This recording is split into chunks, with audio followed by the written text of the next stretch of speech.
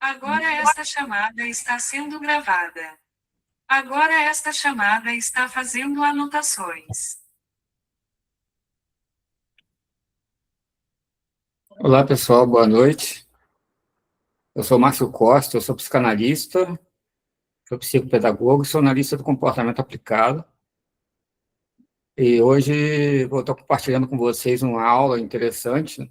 A gente vai falar sobre a sexualidade de Ana O. O objetivo da aula hoje é a gente chegar no início da psicanálise, né, a gente conseguir relembrar os princípios da psicanálise e relembrar também, né, o efeito do recalque, da repressão, do superego, na formação aí do psiquismo do indivíduo, pode levar esse indivíduo a apresentar diversos transtornos, né? Diversas alterações de comportamento,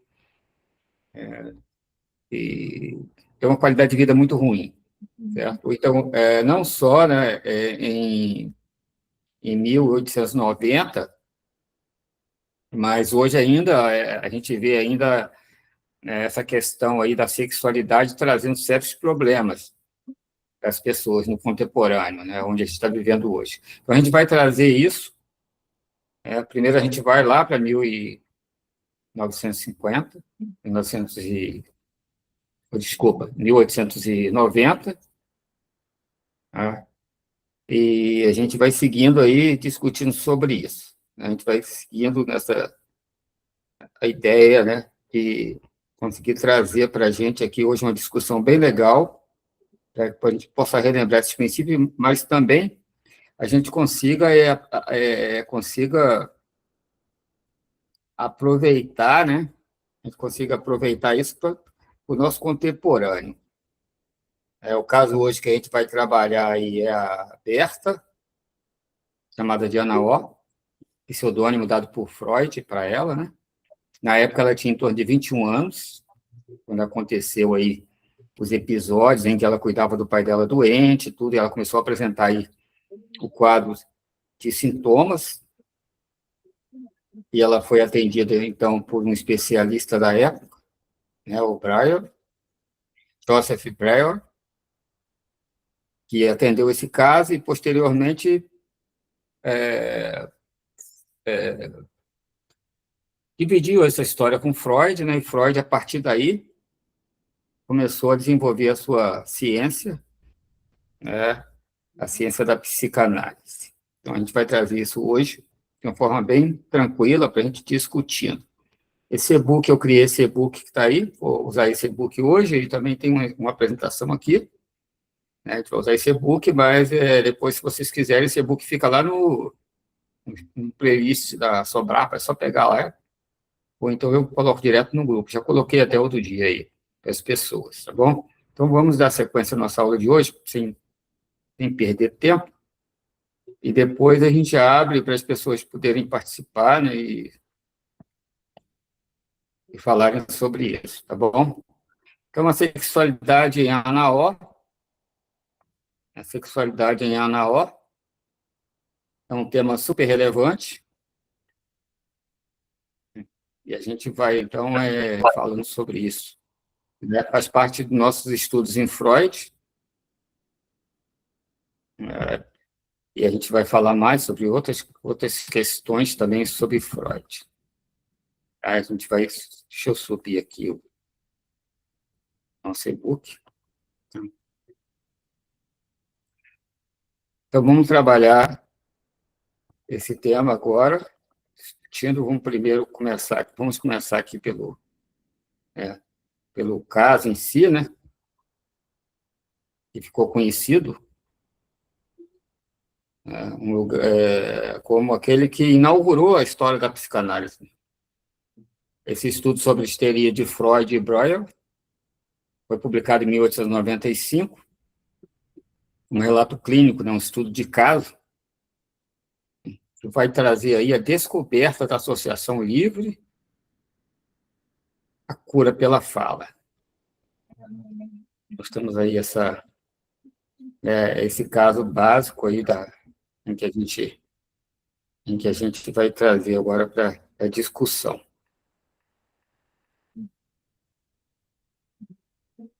Bom, o que seria, então, né, essa sexualidade em Freud? Bem diferente, né, bem diferente do que as pessoas hoje falam de sexualidade, né? Quer dizer, para a época foi uma inovação e também uma aberração, né? Uma discussão muito grande quando Freud traz aí essa teoria onde ele amplia de verdade o conceito da sexualidade para além da sexualidade da genitália. Ele começou a perceber, ele percebeu, né?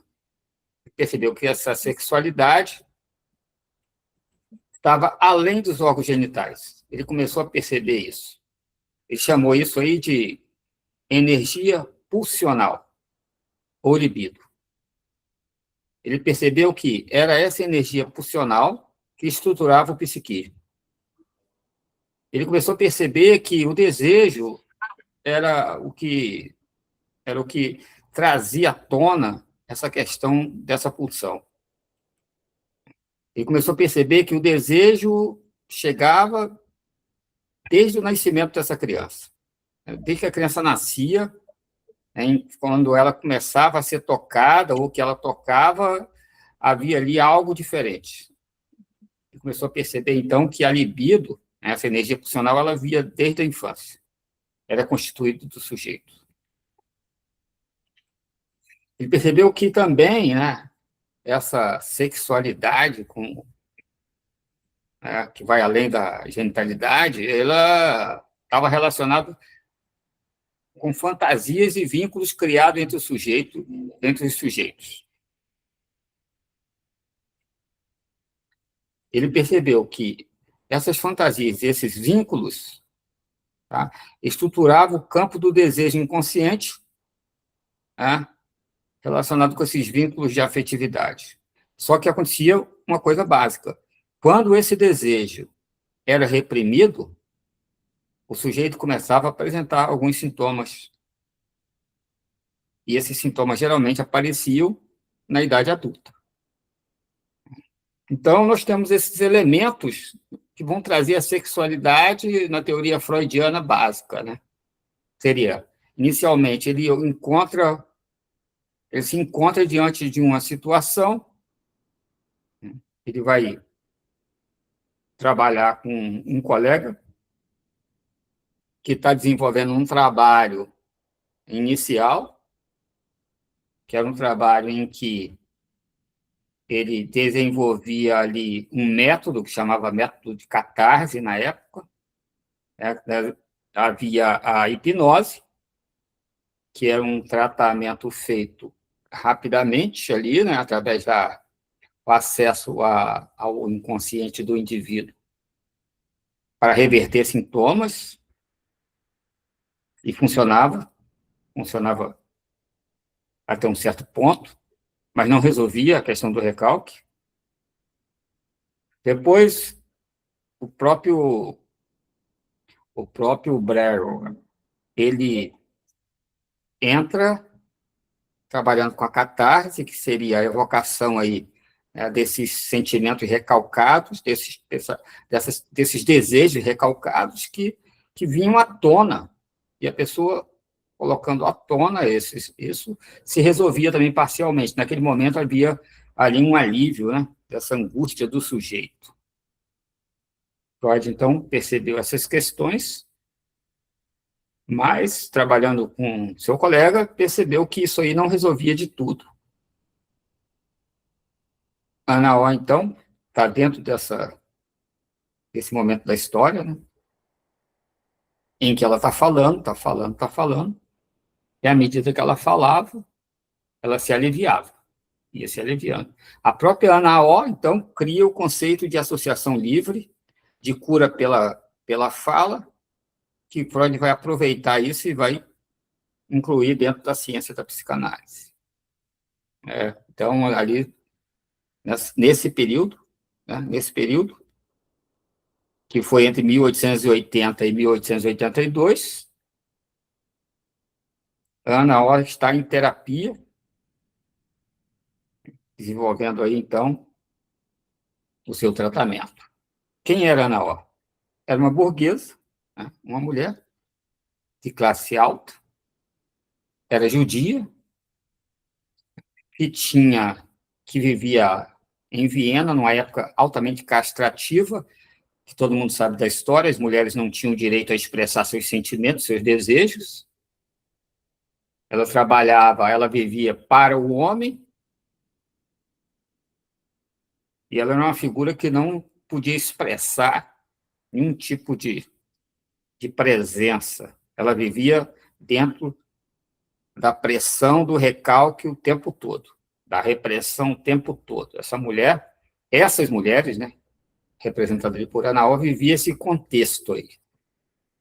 Ela não tinha como expressar aquilo que ela desejava, então ela era obrigada a guardar consigo mesmo isso aí.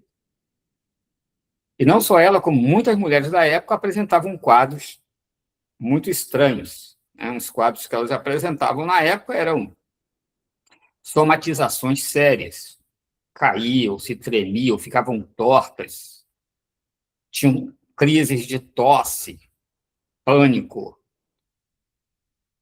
Era um quadro terrível, terrível, que, uma vez avaliado pelos médicos da época, e naquela época a ciência não era tão avançada como hoje, não tinha tomografia, ressonância, não tinha nada disso, mas já havia uma clínica neurológica muito bem voltada para o exame clínico, do qual se excluía dessas mulheres qualquer problema patológico, qualquer doença de base.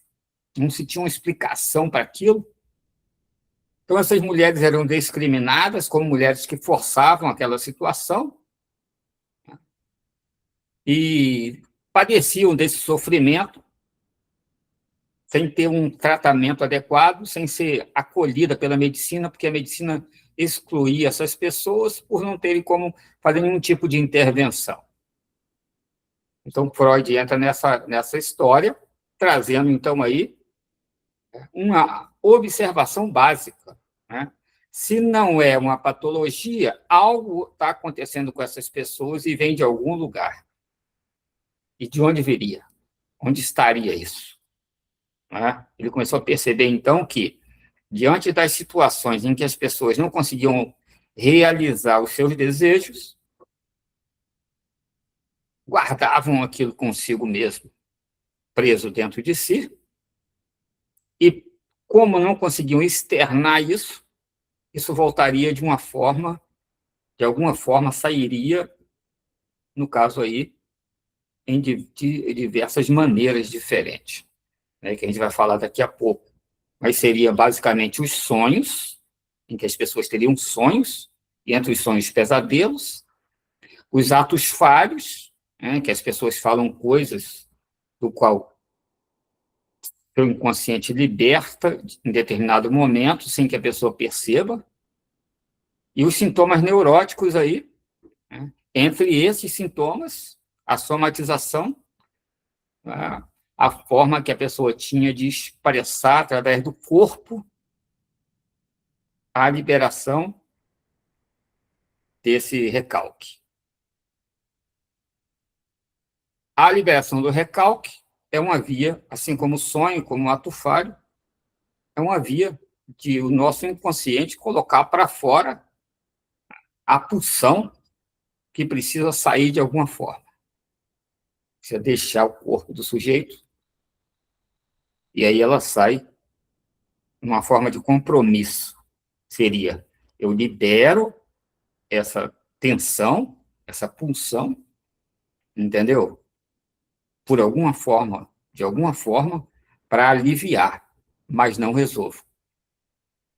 Não se resolve dessa forma. Então, a pessoa constantemente faria ali a conversão, né? A neurose de conversão, o tempo todo. Ali aliviava um pouco, depois voltava de novo, aliviava, voltava de novo, né? E Freud vai chamar isso de energia psíquica, né, dispensada a partir desse mecanismo de conversão. Freud vai dizer que isso é o libido do sujeito, né, que gera essa energia. Freud vê nas crianças, né, voltando às crianças aqui, né, a questão da sexualidade dentro das zonas erógenas, e a gente vê isso tanto na criança como no adulto, né, o toque. O toque gera prazer. Então, quando Freud fala de sexualidade, ele fala de uma sexualidade diferente da sexualidade que a gente até fala hoje. Né? Se você perceber hoje, a sexualidade hoje é tratada de uma forma totalmente diferente, muito diferente. Né? Freud fala, então, de sexualidade infantil como sendo aí uma forma da criança satisfazer o seu corpo sem nenhuma finalidade reprodutiva.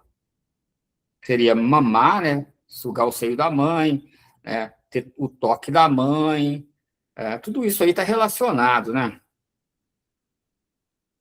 Bom, e aí ele fala sobre essa questão, então, da sexualidade infantil estando relacionado a isso aí, a essas formas de satisfação. E fala sobre as pulsões parciais, né? Que não está inicialmente organizada, então, em torno da genital, e vai aparecer em algumas partes do corpo. Ele fala, na boca dá muito prazer, né? Na pele dá prazer, no ânus dá prazer. E aí ele vai estudando essa questão e ele vai descrever aí, então, o desenvolvimento psicossexual. Esse desenvolvimento psicossexual tem várias fases, né, que ele fala. Ele vai desenvolvendo aí, ele vai falando até o sujeito chegar na fase final, que seria aí a fase realmente genital, que seria reprodutiva. Ele fala da fase oral, né? Depois da fase anal, fase fálica, período de latência. E ele aí, que para quem estuda mais sobre isso, vai ver que dentro de qualquer área dessa que não desenvolve da forma que tem que ser desenvolvido, o indivíduo apresenta algum tipo de patologia aí, né? Dessa forma, então, ele sempre vai afirmar a base da teoria dele, tá? Que sempre a sexualidade vai estar ligada aos conflitos inconscientes, porque sempre ocorre repressão durante a vida do sujeito, e essa repressão vai levar à formação de sintomas. Então, Freud sempre vai dizer que a sexualidade é uma estrutura organizada da vida psíquica. E tudo isso, a gente, nesse momento, Freud nem pensa em superego, não pensa em id, ego, ele ainda vai fazendo ali a primeira tópica em 1900, né? Estrutura da primeira tópica, inconsciente, pré-consciente e consciente. Mais lá para frente, que ele vai falar sobre id, ego e superego, mas aqui a gente já percebe a ação do superego aqui, né? Que vai levar a toda essa questão do recalque, a repressão e recalque. Por que isso? Porque se a nossa paciente vive nessa relação, né, nesse período do século XIX, a entrada do século XX, ela vive nesse período em que a mulher não tem voz, certo? Ela não tem nenhum tipo de voz, ela não pode se colocar de forma nenhuma.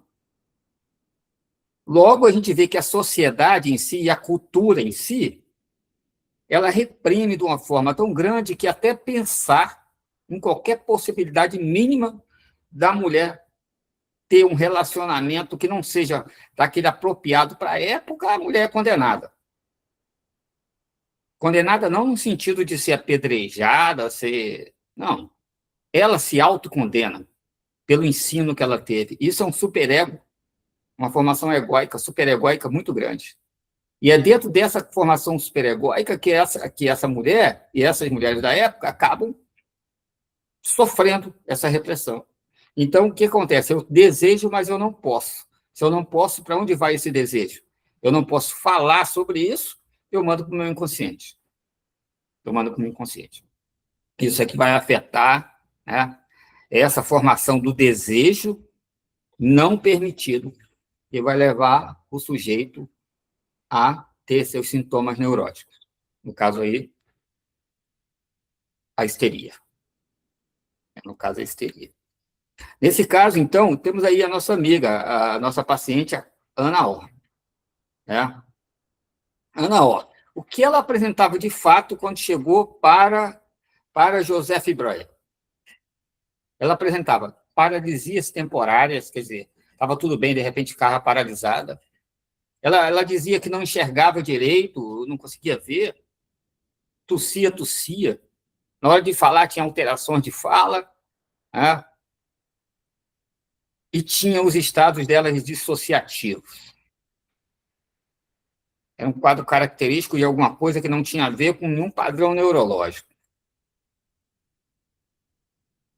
Dessa forma, durante o tratamento que foi estipulado para ela, né, que aconteceu entre ela e seu psicanalista, ou, na verdade, o seu neurologista, o seu médico, né, observou-se algumas coisas básicas ali.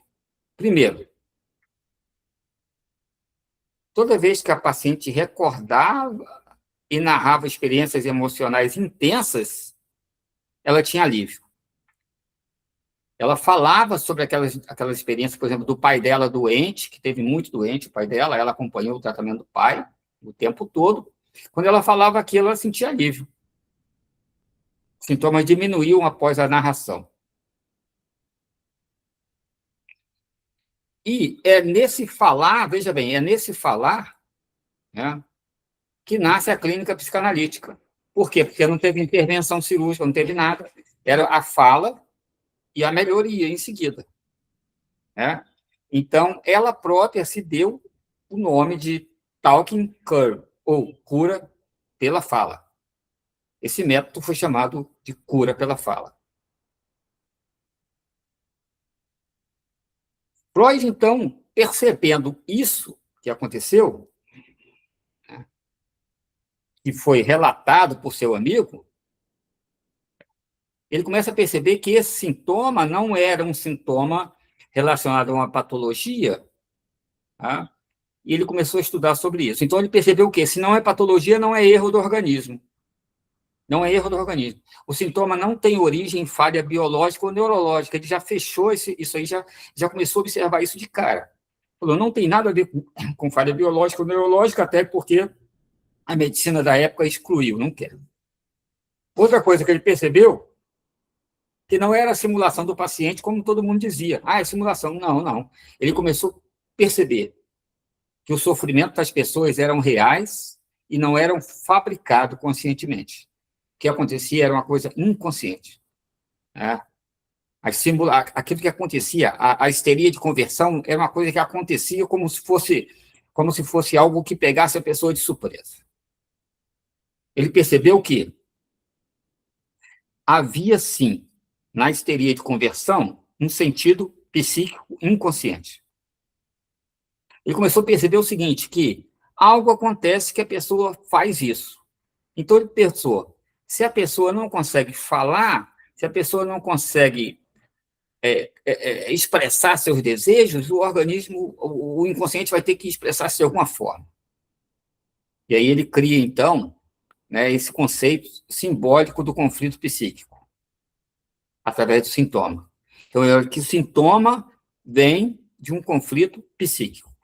Ele fechou, então, essa questão aí no seu conceito de sintoma. Então, quando ele vê uma pessoa se torcer, cair no chão, piscar os olhos, sem ter uma patologia por trás disso, ele diz, isso é algo que que o inconsciente está deixando sair por alguma via. E essa via é pela somatização. Certo? Então, ele define isso. Ele chama isso de conversão somática. Tá? É básico. É um processo pelo qual um conflito psíquico inconsciente se transforma numa manifestação corporal. O corpo passa a expressar aquilo que não pode ser simbolizado através da fala, né? Do que a pessoa não conseguiu fazer, que a pessoa reprimiu. Então, fica aí esse conceito básico de conversão somática definido por Freud. né? Um conflito psíquico que é inconsciente, que se transforma em uma manifestação corporal. Aquilo que ele não consegue simbolizar, ele vai jogar através da somatização, né? Por isso que ela tinha paralisias, por isso que ela tinha dores no corpo, dores abdominais, tinha diarreias, certo? Se batia toda, se tremia. E, dessa forma, ele percebendo que, veja bem, o que a pessoa não conseguia simbolizar, ou o que a pessoa também não conseguia fazer,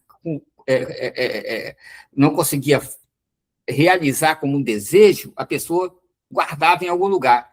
Nesse momento, ele cria o mecanismo, ele cria o que ele chama de mecanismo de recalque, que é, na verdade, o mecanismo central da teoria de Freud, o mecanismo do recalque. E como é que funciona isso? Né? Como é que funciona isso? O recalque. Ele faz o seguinte, isso que entra no inconsciente, né? Essas representações intoleráveis que surgem na mente como conteúdos inaceitáveis, tipo, né, seria o desejo que ela tinha pelo próprio pai. Então, ela tinha um desejo pelo pai, do qual ela não aceitava que podia ter aquele desejo. Que o seu superego dizia, isso aí é imoral, isso não pode. E se ela tinha outros desejos, a mesma coisa, seu superego dizia a mesma coisa. Né? Isso surgia ali dentro. Isso ficava guardado dentro do inconsciente, né? Lá dentro, o que define o recalque. Dessa forma, o recalque, então, vai excluir essas representações da consciência, vai tirar, né? Vai jogar lá para trás, não posso, não posso, eu nem posso pensar nisso, não posso. E vai ficando, e vai ficando. Só que o inconsciente guarda isso, mas não apaga isso. E uma hora isso tem que sair. Né? Esse sair, né? Esse sair, é o que Freud vai chamar de retorno do recalcado. O conteúdo recalcado, ele nunca desaparece. Ele vai voltar, como eu já falei para vocês um pouco antes, agora, na nossa conversa. Ele volta através de sonhos, ele volta através dos sintomas, certo? Ele volta através dos atos falhos, como eu falei para vocês, né? Xiste, mentiras, uma série de coisas, né? E através de fantasias inconscientes que o próprio sujeito começa a fazer acontecer para poder descarregar fazer essa descarga pulsional. De todas essas, a descarga pulsional mais complexa era a histeria, como sintoma. Né? Na histeria, o retorno do recalcado ocorre frequentemente através do corpo. Ok? Então, até aqui nós estamos trabalhando, certo? Essa questão dessa definição da histeria e como acontece através da repressão, através da questão do superego. Bom, vou dar uma pausa aqui agora, né? Vou dar uma pausa aqui agora, tá? Para a gente voltar aqui, antes de completar,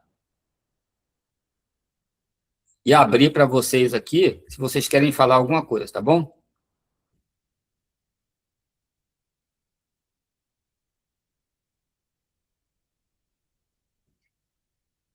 Estamos aqui de volta, então. Quero saber, alguém tem algo a falar sobre isso? Alguém quer discutir, comentar sobre isso?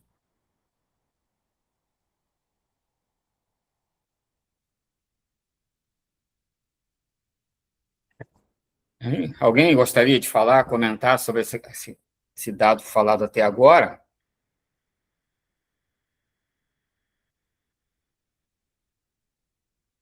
Está todo mundo aí ou dormiram? Todo mundo dormindo? Estamos aqui.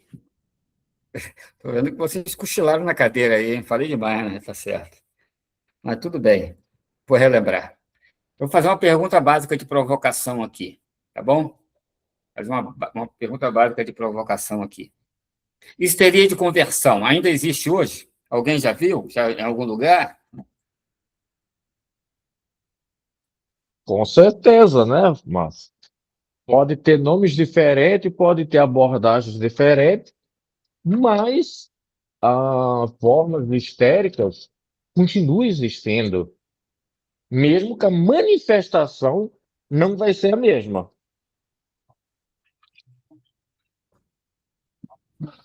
O Eric, eu já trabalhei em pronto-socorro, né? A minha formação mesmo, eu sou enfermeiro.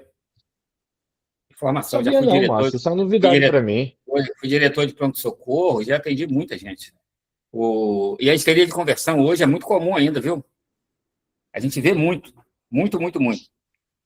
É até com algumas pessoas até confundem na questão religiosa com possessão demoníaca, entendeu?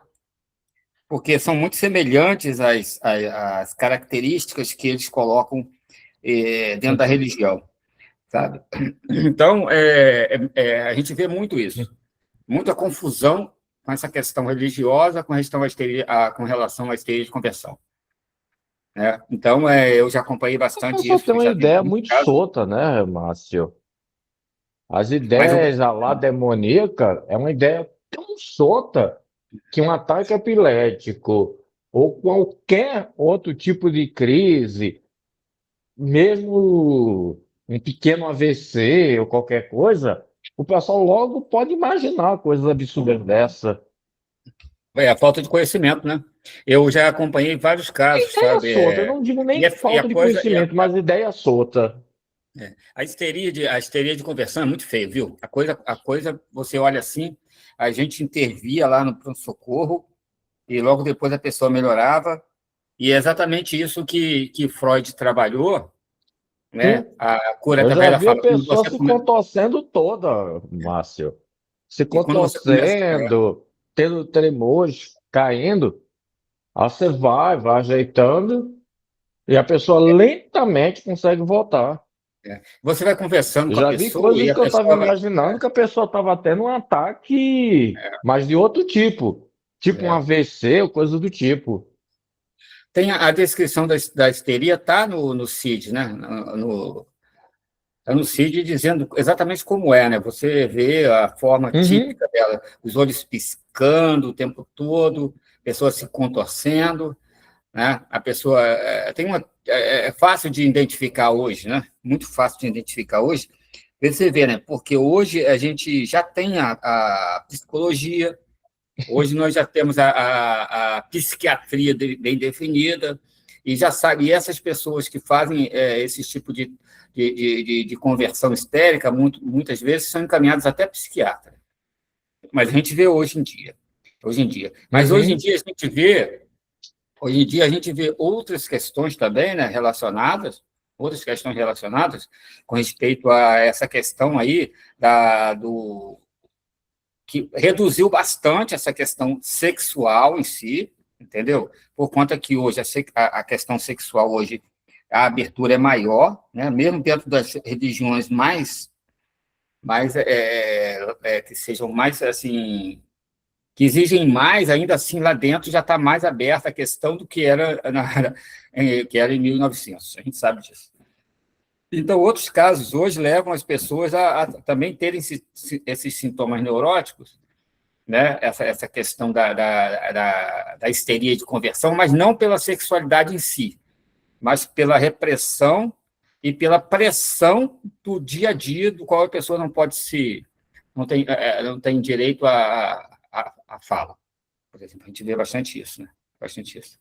Mas vamos voltar lá, que eu queria fazer mais perguntas para vocês, né? Entendeu?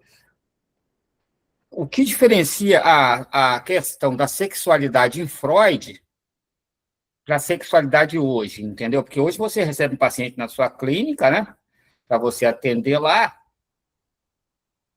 apresentando.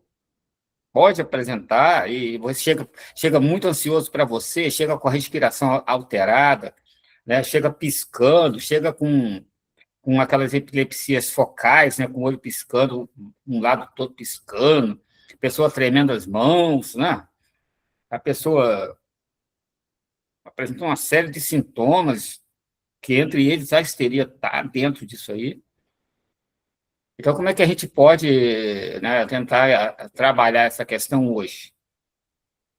Vocês acham que a cura através da fala hoje, né, a associação livre, se aplica do mesmo jeito que se aplicava lá, que se aplicou com Ana O? O que vocês acham? Não, é diferente porque a gente tem uma técnica absurdamente mais apurada. Muitas coisas que a gente pode trabalhar hoje, digamos que estava naquela espécie de fase inicial, na época do Freud. Muitas coisas que foi desenvolvida tanto com Freud em etapas posteriores, quanto principalmente quando a gente vai ver o Lacan, o Winnicott, o Bion e outros, vai desenvolver uma riqueza conceitual, uma riqueza de interação que ainda não era minimamente comum naquela época. Até porque a gente está falando de uma primeira etapa do desenvolvimento. De certa forma, a gente está falando quase de uma etapa pré-psicanalítica, já que ainda é a época do É, Breuer. era a época do psicologismo, né? Então, na verdade, assim, hoje, por exemplo, naquela época, enquanto o Freud direcionava, né, toda a sua atenção ali para a questão da histeria de conversão com as mulheres, e até havia casos de homem também, mas a gente são menos, né? Mas hoje, né, hoje a gente se depara nas clínicas com, por exemplo, a sexualidade, não aquela sexualidade da mulher reprimindo seus desejos sexuais, né? E também coisas que traz da infância e tudo mais, mas hoje a gente vê, por exemplo, a questão do homossexual no teu consultório, na tua clínica, entendeu? Tem um monte de sintomas por conta de que também passa pelo mesmo tipo de situação. A mulher passava daquela época. Apesar de toda a liberalidade que a gente tem hoje em dia, mas ele ainda passa por isso. A gente encontra isso, né, essa questão. Eu já tive vários pacientes A assim nossa também. liberalidade é uma liberalidade entre aspas, né, É, Márcio? entendeu? O E é grau ainda de visão limitada ou fechada é muito grande ainda. é. Tem essa questão da questão superegóica, né? Por exemplo, quando a gente fala da identidade de gênero, né? Entendeu? O sujeito nasce numa família tradicional, que eu Bem diria assim, forte. bem tradicional assim, né? E ele não se vê no direito de conseguir suportar isso. Ele esconde esse negócio, entendeu? E isso é igualzinho aconteceu com a Ana O, a mesma coisa. Só que agora numa situação contemporânea, né? Bem diferente, entendeu? E ele vai parar no consultório lá, sabe? Vai parar no consultório e a gente vai ter que ver que aquilo que ele está passando, entendeu? É histeria de conversão, muitas vezes, né? Aquelas crises que ele tem e tudo mais, tudo isso. Bom, vamos seguindo em frente aqui, então, agora, para a gente não perder mais tempo, já que estamos já acabando, já o nosso tempo está acabando, né? Vamos lá. Então, já- nesse, nesse sentido, o que vem à nossa mente agora e que Freud descobriu, né, nesse processo aí que aconteceu entre o médico e a Ana O? Porque foi o médico e a Ana O junto ali na troca, né? Conversando. E houve uma história que está na literatura que fala que Ana O começou a acusar, né, ou falar que estava grávida do médico, do Joseph. Ela estava grávida. Isso aí causou uma crise, né, naquela relação entre médico e paciente. Freud vai chamar isso de transferência, né, que aconteceu. Esse fenômeno pelo qual os sentimentos e fantasias inconscientes, né, se ligavam àquela outra figura. E o Freud vai entender isso, né, que isso provavelmente foi deslocado uma carência, uma afetividade que ela tinha pelo pai dela, do qual ela não conseguia demonstrar e não era possível demonstrar, agora começa a transferir para o seu médico. E aí ele começa, então, a criar o conceito de transferência. E ele percebe o seguinte, que tanto havia nessa transferência amor, que ela começava a ter pelo médico, também aparecia ali questão de rivalidade, discussão, de não aceitação. Apareceu dependência também, né? Certa dependência, entendeu? E também de olhar aquele médico com um olhar diferente, uma idealização. Então, o Freud cria aí, né, começa a criar o conceito de transferência. Então, veja que só nessa parte do início que a gente está estudando, nós falamos sobre, né, a questão da hipnose lá, que acontecia, depois falamos sobre a questão do método catártico, depois entramos, então, vendo que a catarse por si só não resolvia, entramos na cura através da fala, a limpeza de chaminé, que nem comentei, mas a própria Ana O falou que sentia-se bem, parecia que tinha sido limpado todo, depois falava como se um chaminé fosse limpo, né? E a gente entra agora no fenômeno da transferência, que vai aí caminhando para a definição aí da psicanálise em si. Sem transferência, não existe análise. Sem transferência, não existe psicanálise. Sem transferência, é um paciente aqui, um analista aqui, e ponto final. Duas pessoas que não se veem, não se falam, não se conversam. Então, ele vai perceber isso, ele cria esse conceito, né? Dizendo que transferência é o fenômeno pelo qual os sentimentos e fantasias inconscientes ligados a figuras, geralmente, que foram importantes para a gente na infância, são deslocados para o analista. A ideia dele é essa, né? Isso é comum, isso é bom a gente entender isso. Porque toda vez que a gente estiver atendendo um paciente, a tendência do paciente ou da paciente se ligar a gente de uma forma tremenda é muito grande. Essa carência que a pessoa traz consigo mesmo, né, é muito grande. Então, o analista entendendo que isso aí é um fenômeno normal e que isso pode ser uma transferência positiva, está tudo certo.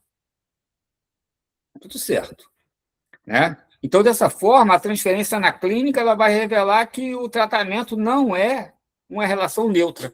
Há um envolvimento entre o analista e o paciente. Tá? Há essa relação do paciente e o analista. Não tem como não ter. E que sempre que o analista está junto com o seu paciente junto com o seu analista, sempre vai acontecer um retorno, né? Ele vai reviver um vínculo qualquer com alguém do passado. Sempre vai se fixar no analista para reviver essa experiência afetiva do passado.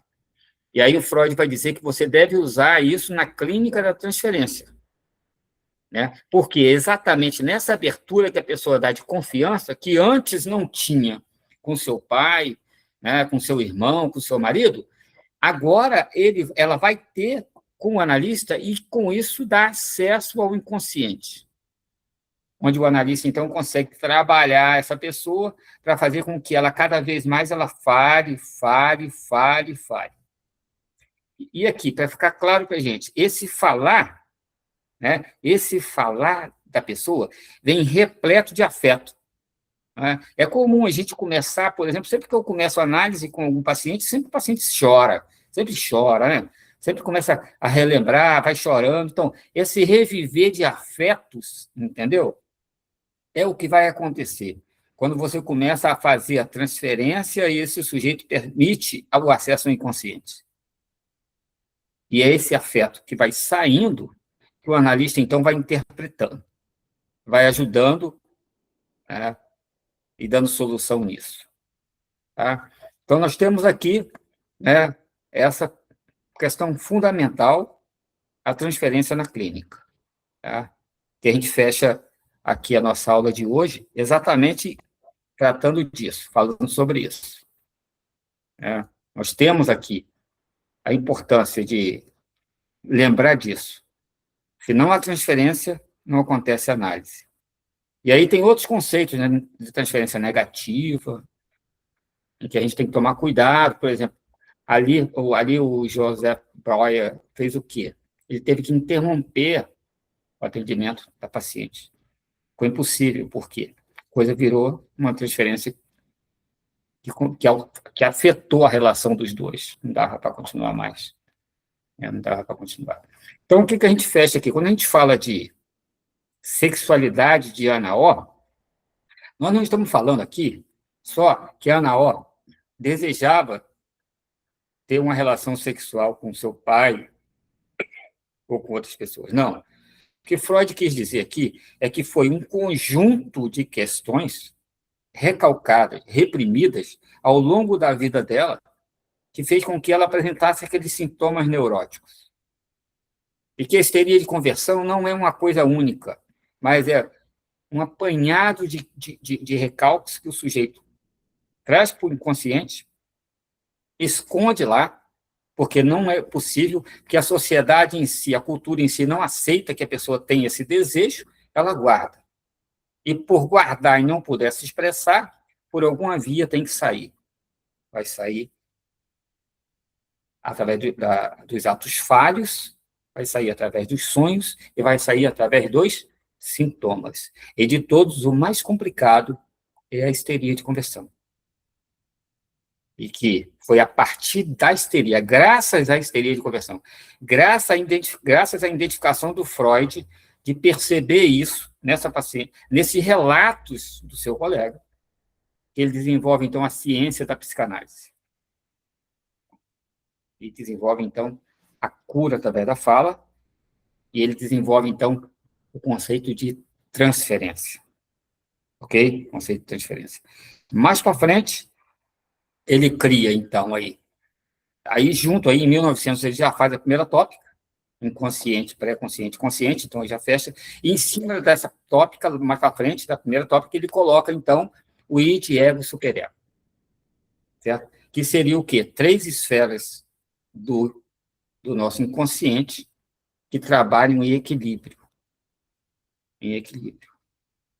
Tudo precisa estar equilibrado. Nós temos o ego, o sujeito da realidade, esse que eu estou conversando com vocês aqui. Tem o inconsciente, onde os elementos dos quais que acontece comigo precisam ficar guardados lá dentro, porque não conseguem ter contato com a realidade, por ser coisas muito difíceis de se aceitar. E o superego, que é o sujeito da cultura, o sujeito que determina o que é certo e o que é errado. E, geralmente, o que leva à histeria de conversão é exatamente a situação superegóica, do sujeito que, veja bem, é colocado e ensinado dentro de uma cultura de valores que não se aceitam determinados padrões. Uma vez que esse sujeito deseja andar ou enfrentar esses padrões, ele se sente acuado, ele se sente sozinho, ele se sente envergonhado, ele se sente e recalca tudo isso.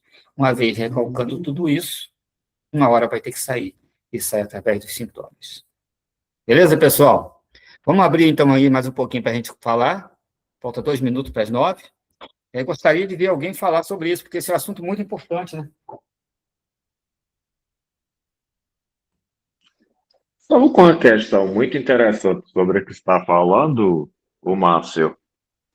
É a mudança que teve no decorrer do tempo sobre a própria visão do inconsciente. Quando a gente vê, por exemplo, o inconsciente, originalmente no Freud, quando a gente vai ver depois, e quando a gente vê hoje no André Green, a diferença é colossal. Não que não vai existir toda aquela ideia do dinâmica, toda aquela ideia do Freud, mas enquanto o Freud ele era muito apegado à ideia daquilo que a gente não pode tolerar jogar para debaixo do tapete, hoje o inconsciente ele ganha uma perspectiva colossalmente maior. Já que, querendo ou não, o que a gente mantém de fato no nosso consciente, nas coisas do dia a dia, é uma fração muito pequena. É feita aquela história, você sai na rua e vai até a padaria e volta. O quanto de fato você vai se lembrar? Os teus olhos viu tudo, o teu ouvido viu tudo, tudo passou pelo teu cérebro. Mas você não consegue se lembrar de quase nada. Em estado hipnótico, você facilmente consegue descrever cada pessoa, o que estava vestindo, você consegue descrever qualquer minúcia.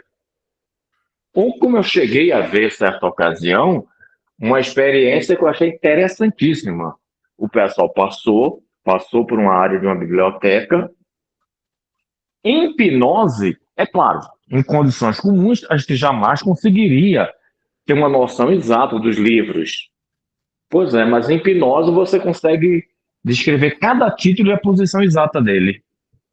Logo, está no nosso inconsciente esse dado. Ele nunca deixou de existir, mas não está no nosso consciente. Pode ser buscado? Pode, mas não é o nosso consciente. Assim como uma quantidade colossal de outras coisas, que não necessariamente são terríveis, mas que não fica mais no nosso consciente. Sim, é incrível, né? Isso aí que você está falando, né? São dois pontos que a gente pode trazer aqui de discussão se a gente tivesse mais tempo, né? Um é a questão da chamada memória de curto prazo, memória de longo prazo, e né, a memória de longo prazo e a memória de curto prazo está relacionado ao aprendizado, né, Érica? Aprendizado. Então, isso que você falou está diretamente relacionado ao aprendizado do sujeito.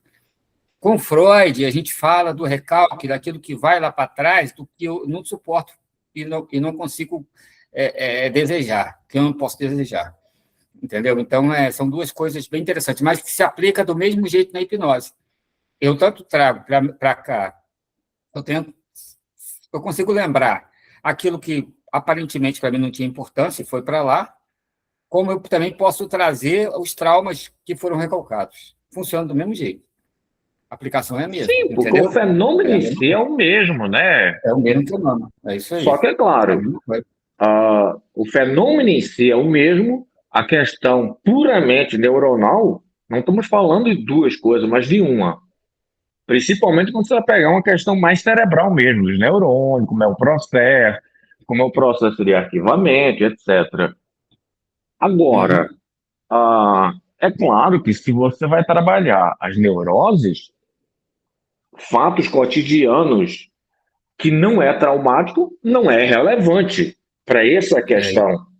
é isso O aí. que vai ter relevância e o que vai ser, digamos, dar na ênfase é tudo aquilo que te levou a questões traumáticas, a questões conflituosas. Não Isso. que o inconsciente só tenha um mar de coisas ruins, Isso, mas é exatamente. óbvio, acho que só vai ter sentido para tratar aquilo que realmente está trazendo transtorno. Mas é que na teoria de Freud é assim, né? Funciona mais ou menos assim. E aí eu vou ser redundante aqui, porque eu sei que você já domina isso, mas tem pessoas que estão aí que estão estudando ainda, então é interessante a gente Não, mas falar. aqui é fundamental falar mesmo, É. Lúcio. Então, é assim, né? O que nós, o que é possível, o que não vai nos afetar, o que não vai mexer na nossa estrutura psíquica, que vai nos deixar equilibrado, o nosso inconsciente, fica ali na área do pré-consciente, né? Que pode ser resgatado a qualquer momento. Então, são as lembranças boas, né? São os encontros, aquela pessoa que eu gosto, que eu amo e que eu não vejo há muito tempo. É um livro legal que eu li, sabe? É uma música que eu gostei e para nunca mais ouvir aquela música, e de repente está lá no pré-consciente.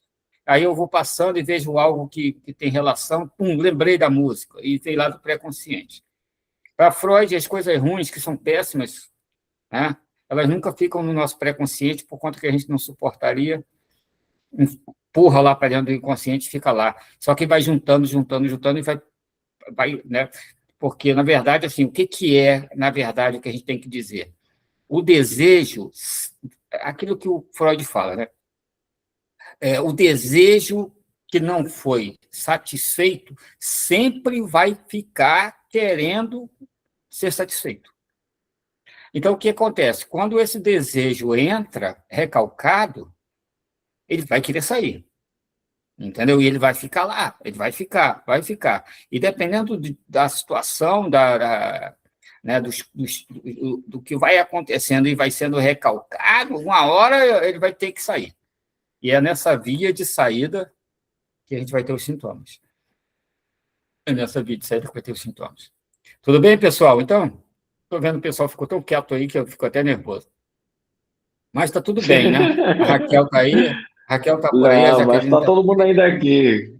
a Nossa. Sônia tá aí Tô também, a Jaqueline sim. está ali, então, todo mundo que já entende bastante sobre essa questão, tá? Essa aula de hoje foi mais uma reflexão para a gente relembrar, tá? Foi mais para a gente relembrar. A gente vamos trabalhar ainda essa semana, pessoal, é, vai trabalhar essa semana ainda o superego, tá bom? Porque, assim, vamos lá, ó, o seguinte, nessa vida, tá? Nessa vida da gente aqui, dentro da psicanálise, e de ego e superego tem que trabalhar em harmonia, não adianta. Porque senão vai dar problema, tá bom? Vai dar problema. E a cultura é responsável por esse desequilíbrio, tá?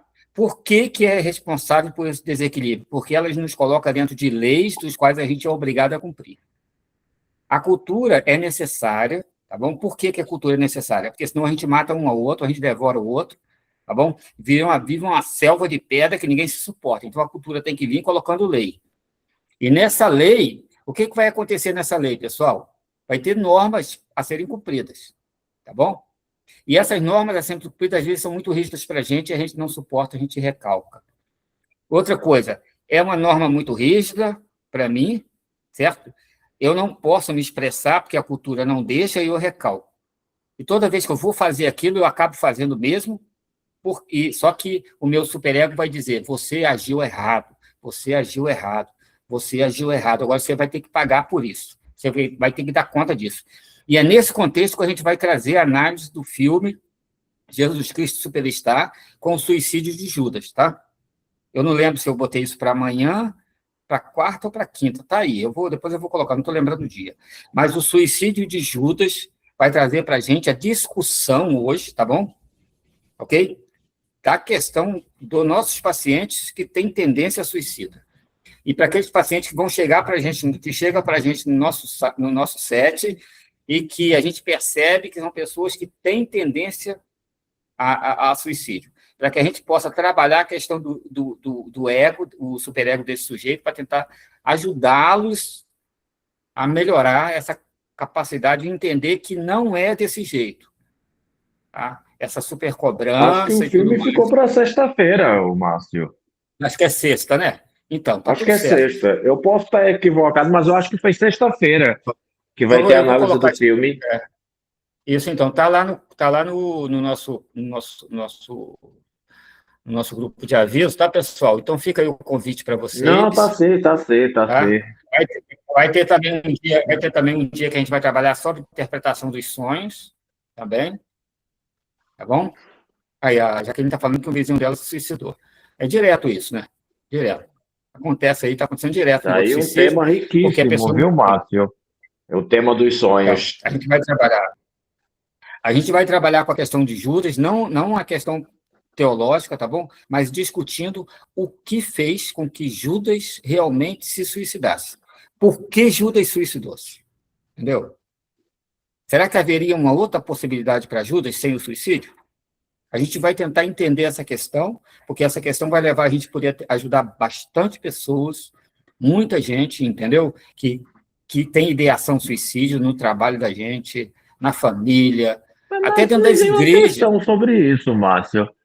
Como vamos lidar com a questão do Judas sem lidar Aham. em uma visão teológica Tranquilo, a também? gente consegue. Não, só A por gente quê? consegue. Porque o Judas em si, ele só existe em um contexto teológico. Não, Judas existe no conceito freudiano, muito profundo, a gente vai discutir sobre isso. Não, sim, Entendeu? mas eu tô falando que o Judas, É. o personagem, se refere a Ele essa está tal coisa. escrito É na claro que a gente vai história. ver a partir da psicanálise. Sim. Não, o Judas só é escrito no Novo Testamento. E ele Não, sim, é ele escrito só no tem Novo Testamento. na questão estritamente religiosa. Não tem outras áreas que falou dele. É claro, a Tá? partir dali eles podem fazer 1000 leituras. Isso, isso. É isso aí. Então, é exatamente isso. O que é que a gente vai dizer assim? O que a gente vai aprender com Judas ali é o seguinte, assim, dando um spoiler, né? Da verdade, sabe? Foi a cultura que levou o Judas ao suicídio.